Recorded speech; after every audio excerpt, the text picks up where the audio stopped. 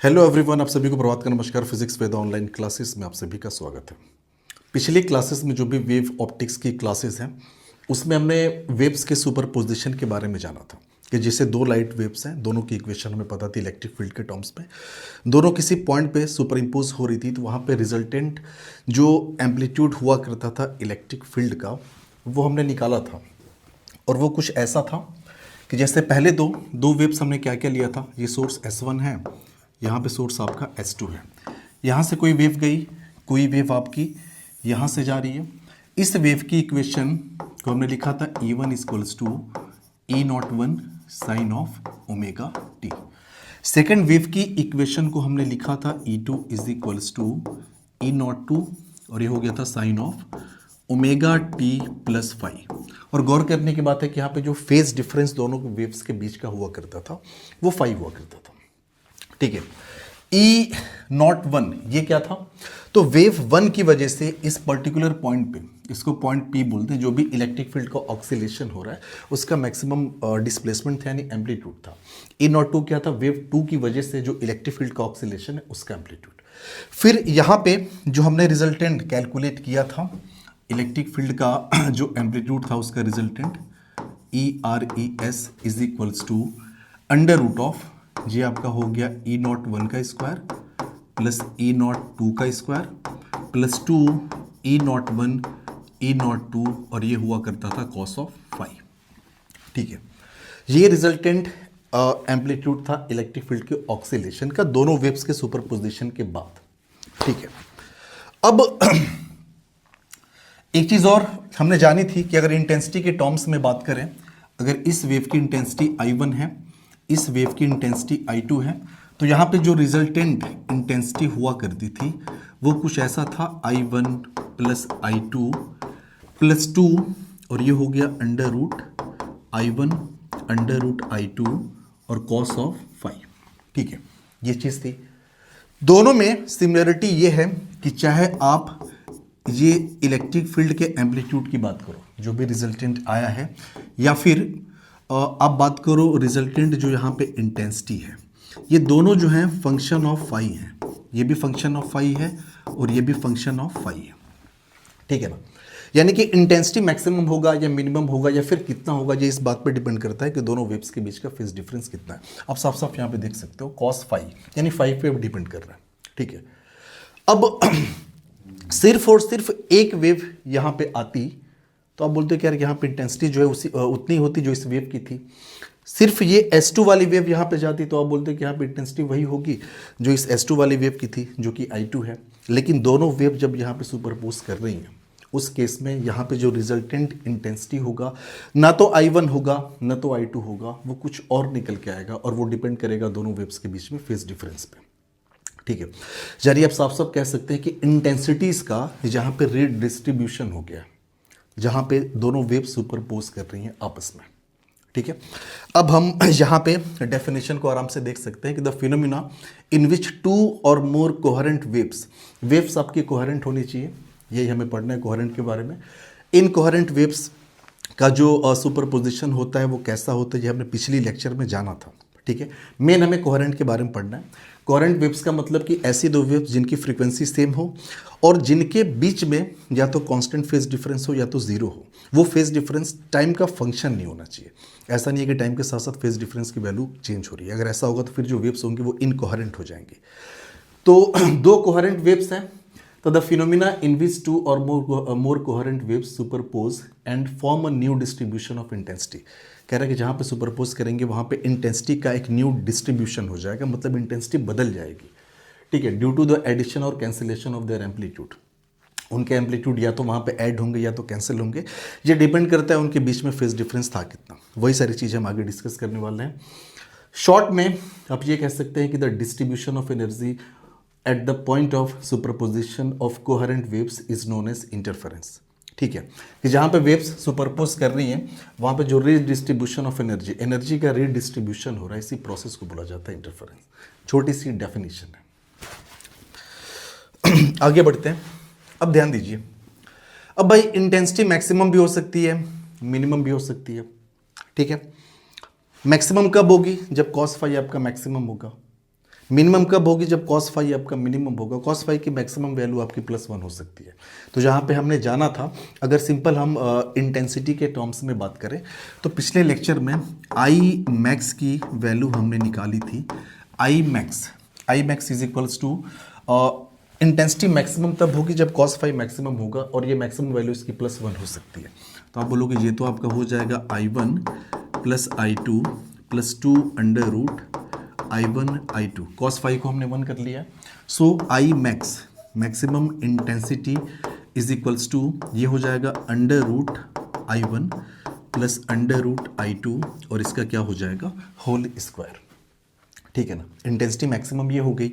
ऐसा कब हुआ होगा? आप बोलोगे यार कि जब cos ऑफ फाई की वैल्यू +1 रही होगी तब। मिनिमम इंटेंसिटी, ये भी हमने पिछले लेक्चर में बात किया था। तो मिनिमम इंटेंसिटी की बात करें तो ये तब होगा जब cos फाई मिनिमम होगा। cos फाई मिनिमम -1 हो सकता है। ठीक है, यहाँ पे आप -1 करोगे तो यहाँ पे माइनस आ जाएगा। तो ये आपका एक्सप्रेशन होगा I1 + I2 - 2 √ I1 I2। cos phi को -1 कर दिया, वही माइनस हमने यहाँ पे लगा दिया है। सो आई मिनिमम हमारे पास आ गया ये हो गया I1 - √I2, और इसका हो गया होल स्क्वायर। ठीक है, तो हमने आई मैक्स देख लिया कि अगर मैक्सिमम इंटेंसिटी है तो कितनी होगी, और साथ ही साथ हमने देख लिया कि मिनिमम इंटेंसिटी है तो वो कितनी होगी। ठीक है ना, ये चीज़ एक्चुअल में अगर जहां पे सुपरपोजिशन हो रहा है वहां पे इंटेंसिटी अगर मैक्सिमम है तो उस टाइप के इंटरफेरेंस को एक नाम दिया गया, उसको बोला जाता है कंस्ट्रक्टिव इंटरफेरेंस। ठीक है ना, तो अगर इंटेंसिटी मैक्सिमम है तो ये जो भी इंटरफेरेंस रहा होगा दोनों वेव्स के बीच में वो कहलाएगा कंस्ट्रक्टिव इंटरफेरेंस। Constructive interference. अगर इंटेंसिटी मिनिमम है जहां पे वेव्स आपस में सुपरपोज कर रही हैं, उस टाइप के इंटरफेरेंस को बोला जाएगा डिस्ट्रक्टिव इंटरफेरेंस। Destructive interference. ठीक है, कंस्ट्रक्टिव इंटरफेरेंस को एक और नाम दिया गया, इसको बोलते हैं कि पॉइंट ऑफ मैक्सिमास। अगर एनर्जी वहां पे मैक्सिमम है तो उस पॉइंट को बोला जाएगा मैक्सिमास। सिर्फ एक पॉइंट तो मिलेंगे नहीं, बहुत सारे पॉइंट मिलेंगे जहां पे एनर्जी आपकी मैक्सिमम होगी। तो आप इसको बोल सकते हो कि ये एक्चुअल में पॉइंट ऑफ मैक्सिमा है। आप इसको ऐसे बोल सकते हो, पॉइंट ऑफ मैक्सिमा। और जहां पे एनर्जी मिनिमम है, जहां पे डिस्ट्रक्टिव इंटरफेरेंस हो रहा है, उसको बोलेंगे पॉइंट ऑफ मिनिमा, या सिंपल मिनिमा भी बोलते हैं, पॉइंट ऑफ मिनिमा। ठीक है, अब एक एक करके सारी चीजों को हम डिटेल में यहां पे जानेंगे। ठीक है, आगे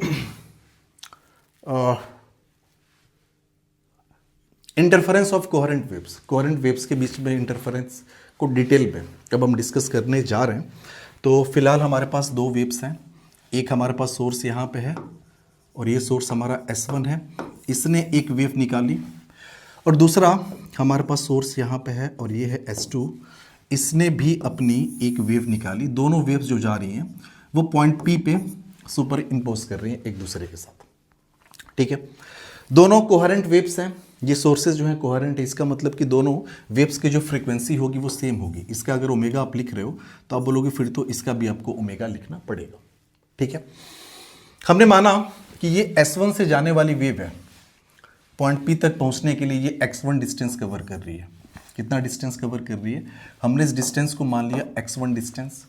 S2 से जाने वाली वेव पॉइंट P तक जब जा रही है तो इसने हमने माना कि x2 डिस्टेंस कवर कर रही है। ठीक है, अब इस पर्टिकुलर पॉइंट पे अगर हमें इक्वेशन लिखना हो दोनों वेव्स का in terms of electric field, तो वो इक्वेशन होगा क्या? सो फर्स्ट वाली वेव के लिए हम लिख रहे हैं E1 इज इक्वल्स टू, ये हो गया E01 और ये हो गया sign of omega t minus के x1। ये स्टार्टिंग में ही जब वेव ऑप्टिक्स का इंट्रोडक्टरी लेक्चर हमने दिया था वहां पे बताया था कि x डिस्टेंस पे वेव की इक्वेशन कैसे लिखी जाती है। यहाँ पे k जो है ये एंगुलर वेव नंबर आप कह सकते हैं। ठीक है ना, साथ ही साथ हम मान लेते हैं कि जो इनिशियल फेज था इस वेव का वो θ1 था। अब देखिए एक चीज हम यहाँ पे आपको बता दें, जैसे किसी वेव की इक्वेशन ऐसा लिखा हुआ है कि y बराबर a sign of omega t plus theta. तो इस बात से आप समझिएगा a तो आपका एम्पलीट्यूड हो गया, दिस वन इज एम्पलीट्यूड, ठीक है। ये पूरा आपका कहलाएगा फेज, इस वेव का फेज पूरा। लेकिन इस सिर्फ थीटा की अगर बात करें ना तो इसको हम बोलेंगे इनिशियल फेज। इनिशियल फेज मतलब एट t बराबर 0 उसकी जो पोजीशन थी ये उसको बताता है, ठीक है। तो हम इसको थोड़ा जनरल फॉर्म में करना चाहते हैं, तो हम ये मान लें कि इनिशियल फेज जो फर्स्ट वाली वेव का है वो थीटा 1 है, ठीक है। तो यहां पे हमने लिख दिया प्लस थीटा 1। दूसरी वेव की हम बात करें, इसका इक्वेशन हमें लिखना है। सो ये आपका हो जाएगा E2 is equals to E not to sign of, frequency same है दोनों की क्योंकि कोहेरेंट वेव से, तो यहाँ पे अगर ओमेगा टी है तो यहाँ पर भी ओमेगा टी होगा। इसने कितने डिस्टेंस कवर की x2, तो माइनस की x2 प्लस मान लिया कि इसका जो इनिशियल फेज है वो है थीटा 2, हमने मान लिया ऐसा, ठीक है। अब जरा गौर करिएगा, आप फर्स्ट वाली वेव में ये जो पूरा का पूरा टर्म है ना, ये रिप्रेजेंट कर रहा है फेज को। क्या रिप्रेजेंट कर रहा है? फेज को, यानी फर्स्ट वेव की फेज को रिप्रेजेंट कर रहा है, ठीक है। इसको हम नाम दे दें, चलो हमने बोला कि ये आपका φ1 है। सेकेंड वाली वेव में ये जो पूरा टर्म है ना, ये इसको फेज को रिप्रेजेंट कर रहा है, सेकेंड वेव के फेज को, और ये हो गया आपका φ2, ठीक है। अब जरा दोनों वेव के बीच का जो फेज डिफरेंस है हम वो पता करते हैं, क्योंकि सारा खेल जो है फेज डिफरेंस पे ही डिपेंड करता है। अभी हमने देखा कि चाहे वो इंटेंसिटी की बात करो, चाहे वहाँ पे इलेक्ट्रिक फील्ड के एम्पलीट्यूड की बात करो, रिजल्टेंट सबका सब फेज डिफरेंस पे ही डिपेंड करता है। तो पहले हम फेज डिफरेंस यहाँ से हम कैलकुलेट कर लेते हैं कि what will be the phase difference. So हमने लिखा फेज डिफरेंस बिटवीन वेव्स, ठीक है ना। फेज डिफरेंस को हम डेल्टा फाई से रिप्रेजेंट कर रहे हैं, and delta phi is equals to, आप बोलोगे ये हो जाएगा φ2 माइनस φ1 कर लो, या φ1 माइनस φ2 करो, क्या ही फर्क पड़ता है। हमें डिफरेंस यहाँ पे चाहिए फेजेस का। तो चलिए φ2 की वैल्यू ओमेगा टी माइनस के x2 प्लस थीटा 2 है, तो ये आपका है ओमेगा टी माइनस के x2 प्लस आपका थीटा 2, ठीक है। इस पूरे में से हमने माइनस करना है φ1 को, φ1 की वैल्यू वहां पे दे रखी है, this is omega T minus के x1 प्लस थीटा 1, और ये आपका हो गया डेल्टा फाई, फेज डिफरेंस दोनों वेव्स के बीच का। ब्रैकेट को ब्रेक करें, ओमेगा टी माइनस के x2 plus theta 2 minus omega T plus ये हो गया के x1, और ये माइनस माइनस ये भी आपका माइनस हो जाएगा थीटा 1। अब ध्यान से देखो तो ये ओमेगा टी ये दोनों कैंसिल आउट हो जाएगा, ठीक है। तो के x1 के x2, तो यहाँ से के आप कॉमन कर सकते हो, तो ये हो जाएगा के, और ब्रैकेट में आपका हो गया x1 माइनस x2 प्लस ये आपका हो जाएगा थीटा 2 माइनस थीटा 1, और ये डेल्टा फाई यानी फेज डिफरेंस हम अभी भी कैलकुलेट कर रहे हैं, ठीक है। तो आपने देखा कि फेज डिफरेंस की वैल्यू जो निकली है। एक बात और, अगर आपको याद हो तो हमने पढ़ा था के इक्वल्स टू होता है 2 पाई डिवाइड बाई लेमडा, जहाँ पे लेमडा वेव का वेवलेंथ हुआ करता है। ये स्टार्टिंग के लेक्चर में हमने ये सारी बातें की है। सो के को हम क्या लिख लें, ये हो गया 2 पाई डिवाइड बाई लेमडा। ये देखो x1 यानी वेव 1 ने x1 डिस्टेंस कवर किया, मतलब रास्ते की लंबाई जो पाथ की लेंथ थी उसने x1 कवर की।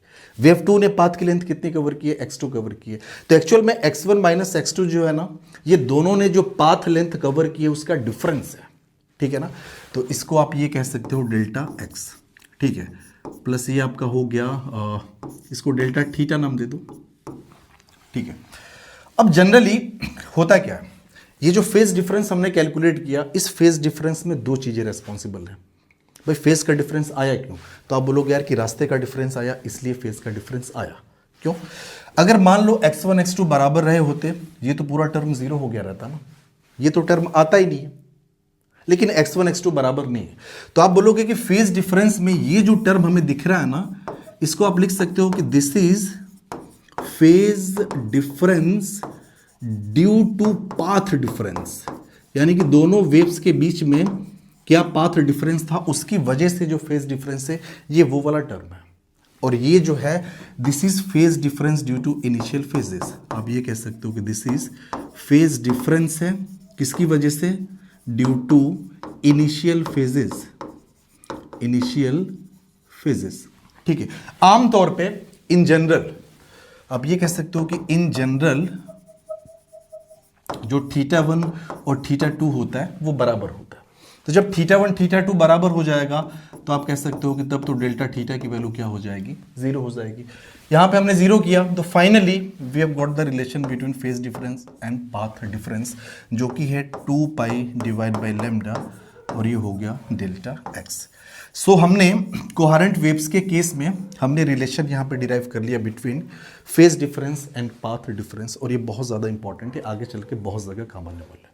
ठीक है, तो आप इसको कह सकते हो कि this one is the relation, ये आपका है रिलेशन बिटवीन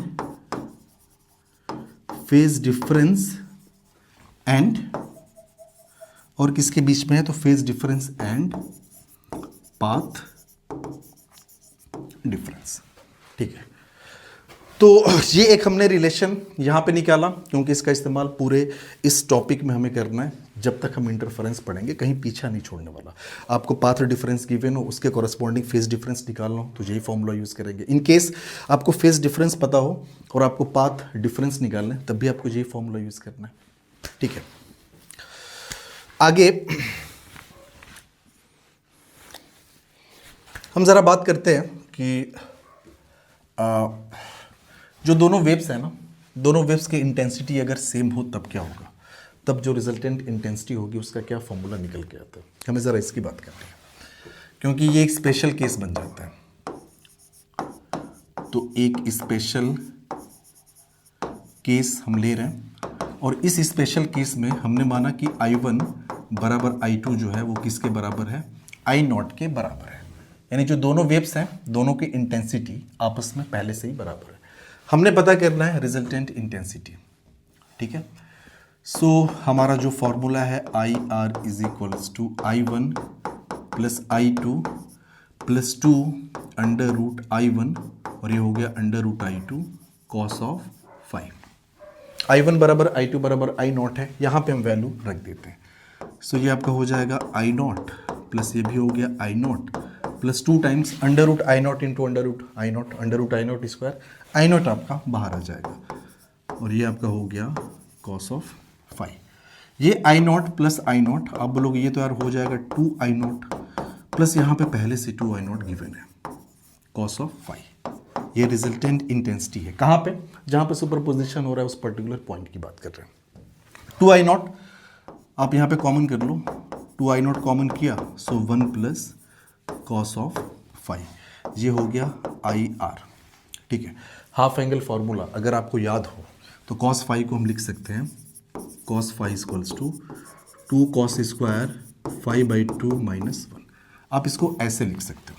तो आप बोलोगे यार कॉस 5 की जगह पे हम लिख दें 2 कॉस स्क्वायर 5/2 माइनस 1। ये आपका 1 पहले से ही है। ठीक है, बाहर आपका है 2I0 और ये IR रिजल्टेंट इंटेंसिटी। जो कट रहा है काट दो ना, ये 1 कट गया 1 कट गया, 2 2 4। सो IR की वैल्यू हमें पता चल गई 4I0, और ये आपका है कॉस स्क्वायर 5/2। ठीक है, तो अगर इंटेंसिटीज दोनों वेव्स की बराबर हो तो जहाँ पे सुपरपोजिशन हो रहा है वहाँ पे जो रिजल्टेंट इंटेंसिटी होगी वो हो जाएगी 4I0 कॉस स्क्वायर 5/2। ठीक है, एक बात और, जो हमने IR निकाला अभी, IR equals to 4I0 cos square 5/2।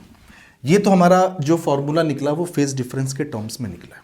ठीक है, फाई आपका फेज डिफरेंस है, इसी को हमने डेल्टा फाई लिखा था, बात एक ही है। आप डेल्टा फाई लिखो फाई लिखो कोई फर्क नहीं पड़ता। ठीक है, और अभी हमने जाना कि जो डेल्टा फाई होता है ना वो होता है 2 पाई डिवाइड बाई लेमडा, और ये होता है डेल्टा एक्स। इसको इसके टर्म्स में भी तो लिख सकते हैं ना, ऑफ कोर्स लिख सकते हैं। तो चलिए वही करते हैं हम।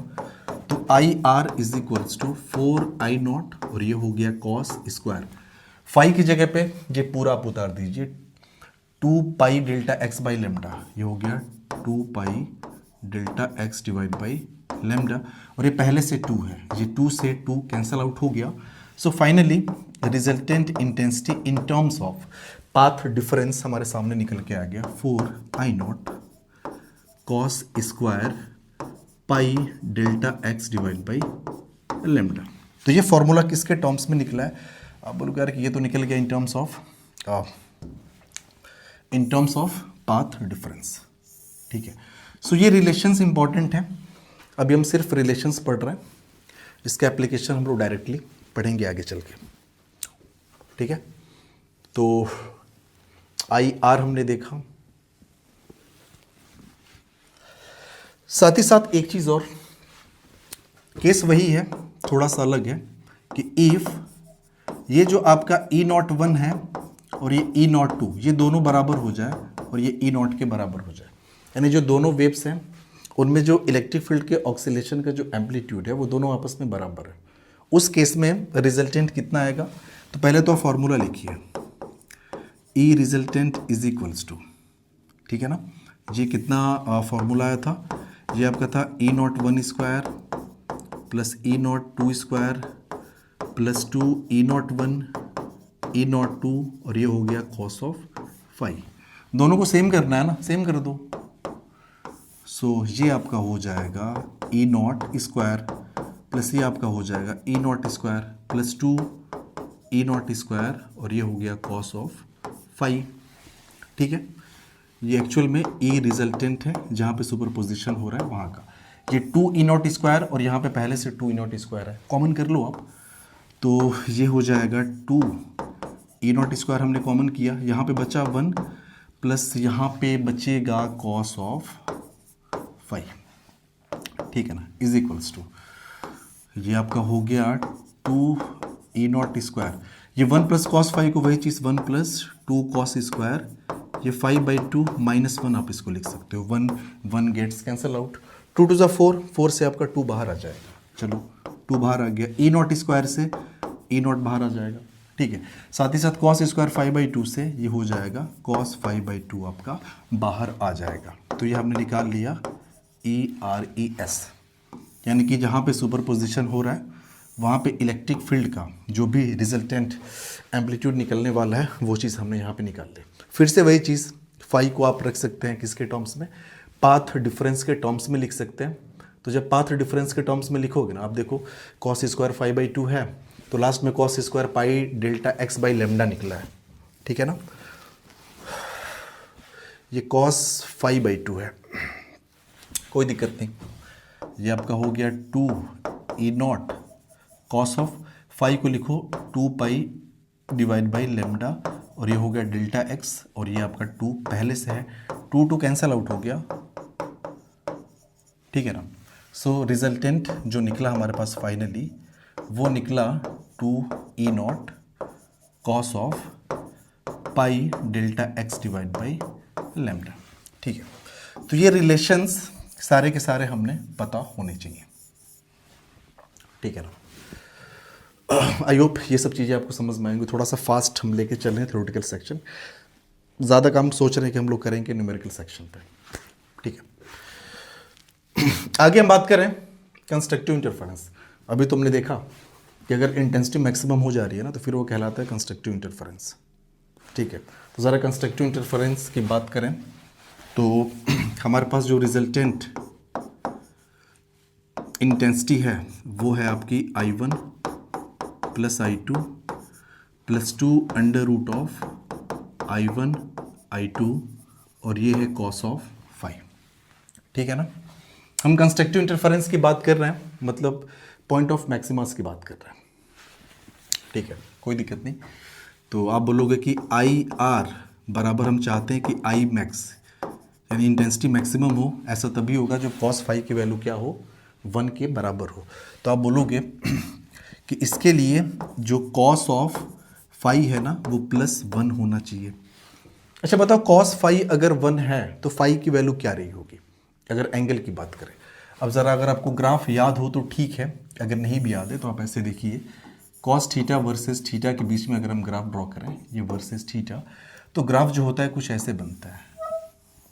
ठीक है ना, ये आपका हो गया 0, ये आपका हो गया π/2, ये आपका हो गया 3π/2, नहीं सॉरी पाई, ये आपका हो गया पाई, ये आपका हो गया 3π/2 और ये आपका हो गया 2π। तो आप ध्यान से देखिए +1 वैल्यू कहाँ कहाँ पे है, तो आप बोलोगे एक तो 0 पे है, एक 2π पे है, उसके बाद 4 पाई पे आएगी, फिर 6 पाई पे आएगी। तो अब ये कह सकते हो cos फाई इक्वल्स टू +1 है ना, इसका मतलब कि जो फाई आपका होगा वो पाई का इवन मल्टीपल होना चाहिए। अब देखिए 0 पे 1 है, फिर 2 पाई पे 1 है, 2 पाई क्या है, पाई का इवन मल्टीपल है। 4 पाई वो भी पाई का इवन मल्टीपल है। तो आप बोल सकते हो कि ये होना चाहिए इवन मल्टीपल ऑफ पाई। और किसी भी इवन नंबर को लिखने का तरीका होता है, आप उसको लिखोगे 2n। 2n एक इवन नंबर है, n आप कुछ भी रखो हमेशा इवन आएगा। तो ये हो गया इवन मल्टीपल ऑफ पाई, तो ये आपका हो गया 2n पाई। और जो n की वैल्यू है ये ज़रा इंपॉर्टेंट है, n आप 0 रखो, 1 रखो, 2 रखो, 3 रखो, आप कुछ भी रखो, ठीक है ना। आप जैसे मान लो 0 रखोगे तो फाई आपका 0 हो गया, cos 0 भी 1 होता है। 1 रखो तो फाई आपका 2 पाई हो गया, cos 2 पाई भी 1 होता है। तो ये वो फेज डिफरेंसेस हैं जहाँ पे cos फाई +1 होगा। अगर cos फाई +1 हो गया तो इंटेंसिटी जो होगी वहाँ पे मैक्सिमम होगी। और वो मैक्सिमम इंटेंसिटी होगी कितनी, तो आप बोलोगे यार कि मैक्सिमम इंटेंसिटी जो होगी वो आपकी होगी √I1 + √I2 इसका होल स्क्वायर, ये हो जाएगा। साथ ही साथ अगर मान लो I1 I2 आपस में बराबर रहे हो, तो जो अभी हमने देखा है कि इफ I1 = I2 = I0, उस केस में तो हमने देखा है ना कि भैया जो रिजल्टेंट इंटेंसिटी हुआ करती है IR वो होती है 4I0 cos स्क्वायर φ/2 के बराबर होती है, ठीक है ना। 4I0 cos स्क्वायर φ/2 के बराबर होती है। अगर इसको आपको मैक्सिमम रखना है तो आप बोलोगे ये वाला टर्म 1 होना चाहिए, ठीक है। ये वाला टर्म अगर 1 हो गया तो ये I मैक्स की वैल्यू कितनी निकल गई, 4I0 के बराबर निकल गई, ठीक है। यहां से भी आप देख सकते हो कि जो I मैक्स है ना, इसको भी √I1 कर दो, इसको भी √I1 कर दो, क्या ही फर्क पड़ता है, √I0, ये हो गया √I0 और ये आपका हो गया √I0 whole square. So this is 2√I0 whole square बराबर हो जाएगा 4I0। तो ये हमारे पास निकल गया मैक्सिमम, ठीक है ना। यानी मैक्सिमा पे एनर्जी इतनी होगी, यानी जहां भी कंस्ट्रक्टिव इंटरफेरेंस हो रहा होगा वहां पे जो इंटेंसिटी होगी रिजल्टेंट वो 4I0 के बराबर होगी, ठीक है ना। कहने का मतलब कि एक वेव ऐसे गई, दूसरी वेव ऐसे गई, दोनों के बीच में जो फेज डिफरेंस है वो फाई का है। ये S1 वाली वेव है, ये S2 वाली वेव है। अगर ये मैक्सिमा है, अगर ये आपका मैक्सिमा है, यानी यहाँ पे अगर कंस्ट्रक्टिव इंटरफेरेंस हो रहा है, इसकी इंटेंसिटी भी I0, इसकी इंटेंसिटी भी I0, तो यहाँ पे जो रिजल्टेंट इंटेंसिटी होगी वो हो जाएगी 4I0 के बराबर, ठीक है ना। ये चीज़ हमें ध्यान रखनी है। तो आप इससे देखो तभी 4I0, आप इससे देखो तभी 4I0। भाई मैक्सिमम कब होगा, जब ये वैल्यू आपकी 1 होगी। मैक्सिमम वैल्यू इसकी 1 ही हो सकती है ना, तो इसकी 1 करोगे तो 4I0, ठीक है। अब ज़रा बात कर लेते हैं, ये तो कंस्ट्रक्टिव इंटरफेरेंस हो गया, I मैक्स हमने निकाल लिया, और हमने ये भी देखा कि फेज डिफरेंसेस क्या होने चाहिए। चलो लगे हाथ ज़रा हम देख लेते हैं कि पाथ डिफरेंस क्या होना चाहिए दो वेव्स के बीच में, ताकि अगर वो सुपरपोज कर रही हैं किसी पॉइंट पे तो वहाँ पे मैक्सिमम बने, यानी वहाँ पे कंस्ट्रक्टिव इंटरफेरेंस हो, एनर्जी वहाँ पे मैक्सिमम मिले। अब बोला कोई दिक्कत नहीं यार, जो हमारे सामने अभी जो फाई निकला है, जो हमारे सामने फाई निकला है फॉर मैक्सिमा, यानी कंस्ट्रक्टिव इंटरफेरेंस होने के लिए 2n पाई के बराबर है। ये आपका है 2n पाई, ठीक है ना। और हम जानते हैं फाई लिखो या डेल्टा फाई लिखो क्या ही फर्क पड़ता है, एक ही बात है, लिखने का बस तरीका है। आप लिख सकते हो क्या, डेल्टा फाई तो अभी हमने पढ़ा 2 पाई डिवाइड बाई लेमडा, और ये हो गया डेल्टा एक्स, ठीक है ना।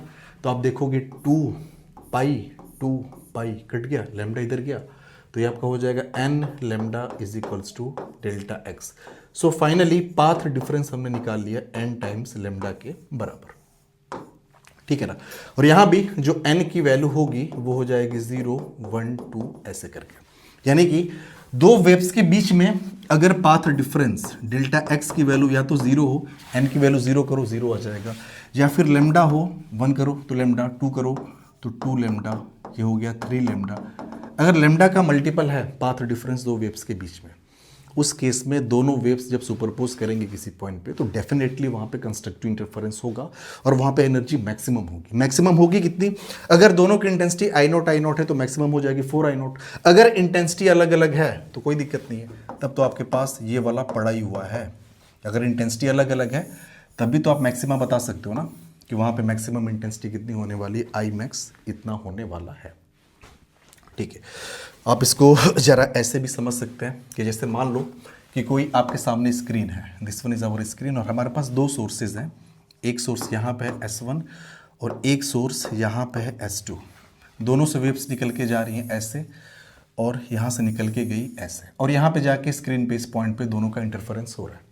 ठीक है, अगर पाथ डिफरेंस डेल्टा x बराबर 0 हो तो आप बोलोगे यार अगर डेल्टा x 0 है ना, फिर तो यहाँ पे जो इंटेंसिटी होगी वो हो जाएगी 4 आई नॉट के बराबर। अगर इसकी भी आई नॉट है, इसकी भी आई नॉट है तब।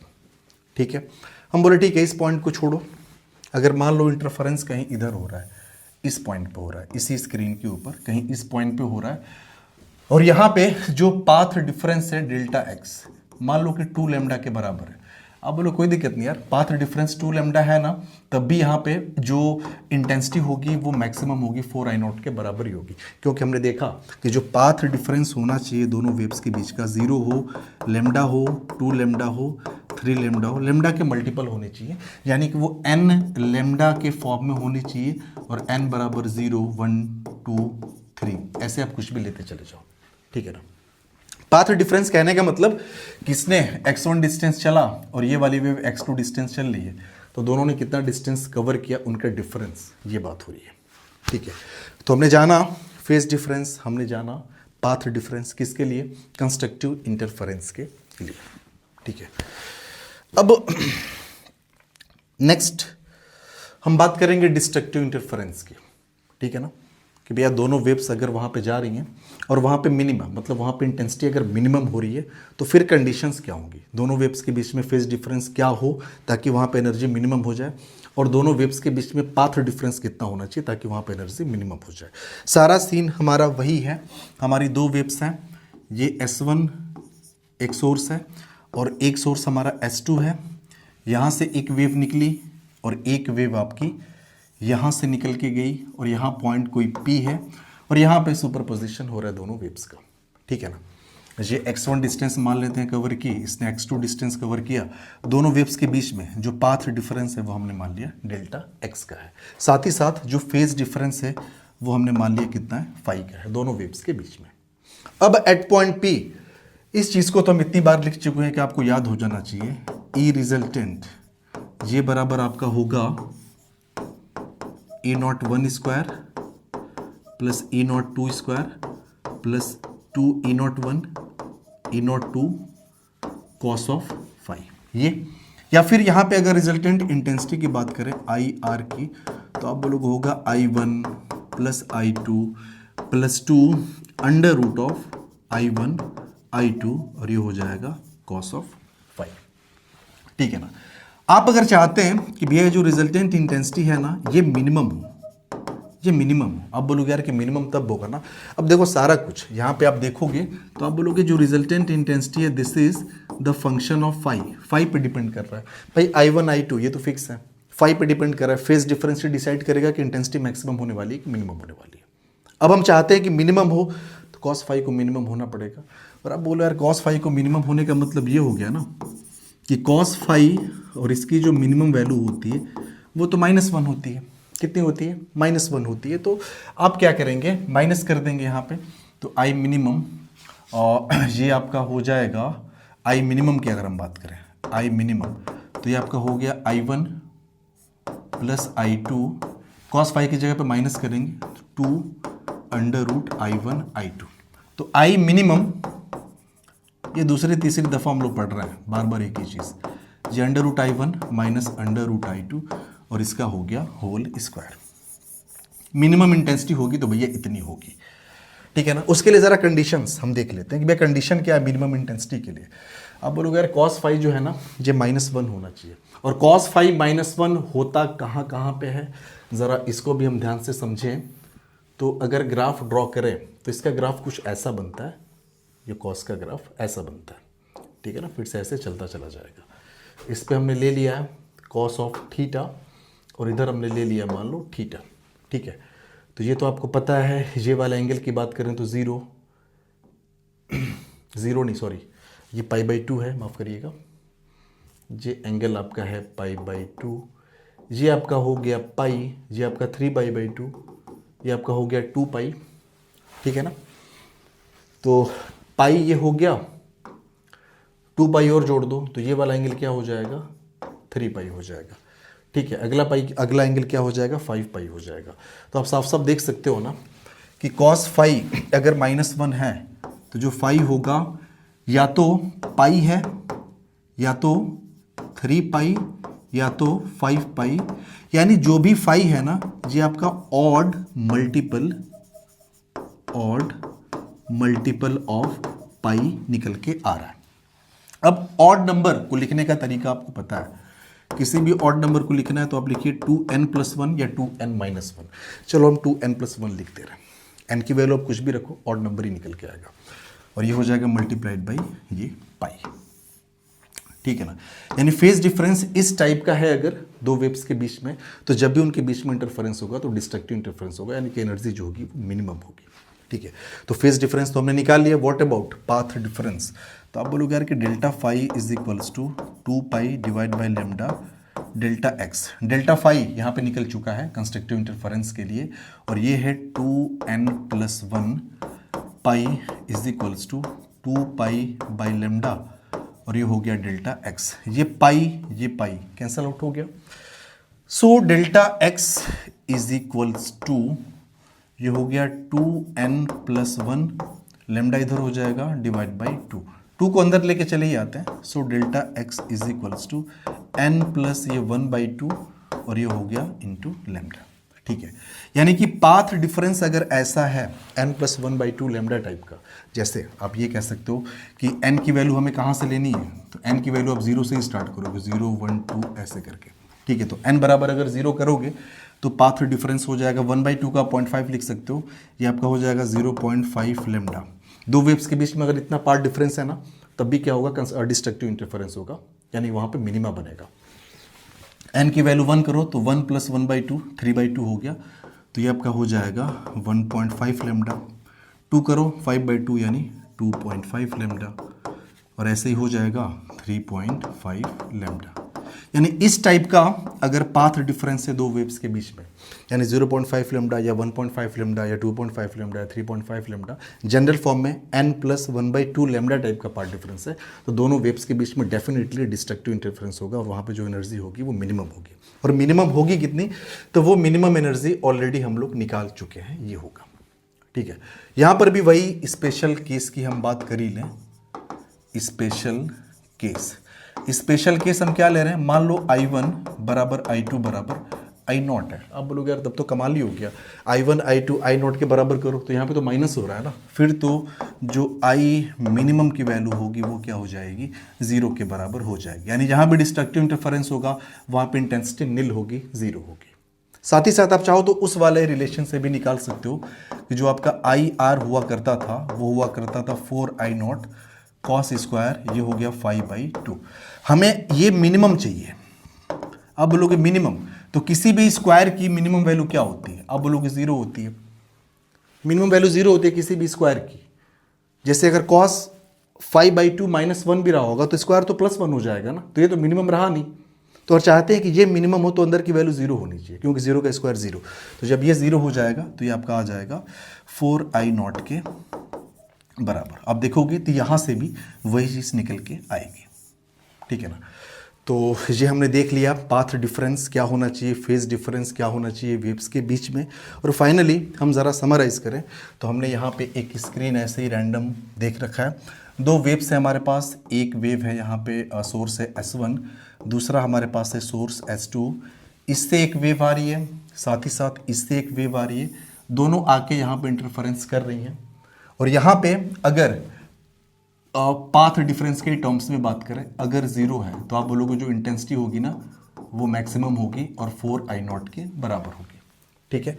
हमने माना कि इनका इंटरफेरेंस कहीं और हो रहा है, स्क्रीन के किसी इस पॉइंट पे हो रहा है यहाँ पे, और यहाँ पे जो पाथ डिफरेंस है डेल्टा एक्स हमने मान लिया कि λ/2 के बराबर है, यानी 0.5 लेमडा है।